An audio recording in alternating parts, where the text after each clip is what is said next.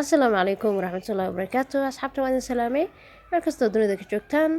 asxaabtayda soomaaliyeed ee sharafta badan markastoo dunida ka joogtaan waxaan idin leeyahay nabad iyo caafimaad ku waara maanta waxaan kala firan igala wadaagi doonaa khadadeena qayb yar ayaan igala wadaagi doonaa dabcan howlo kale ayaa iska jira oo maaragtay mashquul badan ayaa jiro soo maaragtay dhammaan midna wadaagi karo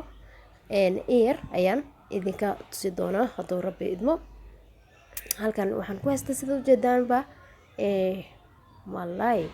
malaygani kiilo iyo bar meelahaas waaye maxaa la dhahay sheek insha allah waan sidaa ujeedaan halkan noogu jiraa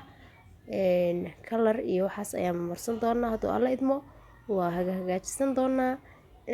nala socdo saaxiibayaal soo dhawaada nabadii caafimaad ku noolaado ummadda Soomaaliyeed meel kasta dunida ka joogtaan saaxiibayaal malaygeena jajaranaynaa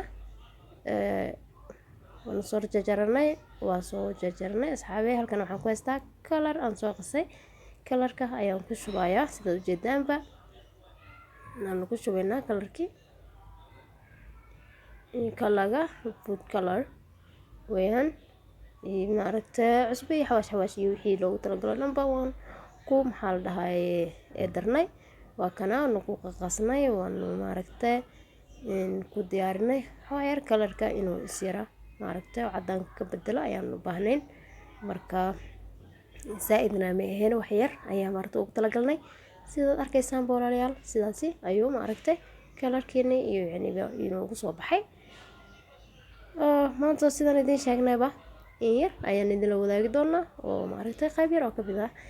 khadadeena insha Allah tacaala soo kalaga sida ujeedaan ayuu maaragtay malayga ugu soo baxay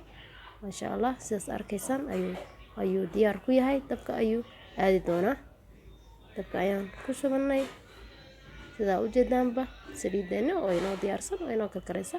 ayaan ku shubanay masha Allah insha Allah waxaan rajeynaynaa inuu sida aan rabno uu noogu soo baxo masha Allah tacaala walaalayaal sidani ayay khadadeena diyaar ku tahay arkaysaan oo maaragtay malaygina waa kaya bariis iyo hilib iyo waxyaabo kale ayaa la karinayay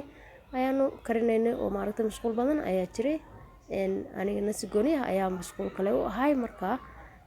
sidani ayuu diyaar ku yahay masha Allah jilaac waaye malayga masha Allah ayuu ku soo baxay sidoo kale rice bariiska iyo maaragtay hilibkeena iyo wixina dhan macay jug ayay ku soo baxeen masha Allah tabarakallah aad ayuu maaragtay u qurux badan yahay aad iyona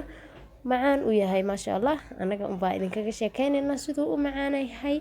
sidoo maaragtay oo u macaan yahay oo diyaar u yahay marka masha Allah tacaala soo dhawaada asxaabey assalaamu calaykum waraxmatullaahi wabarakaatu bye bye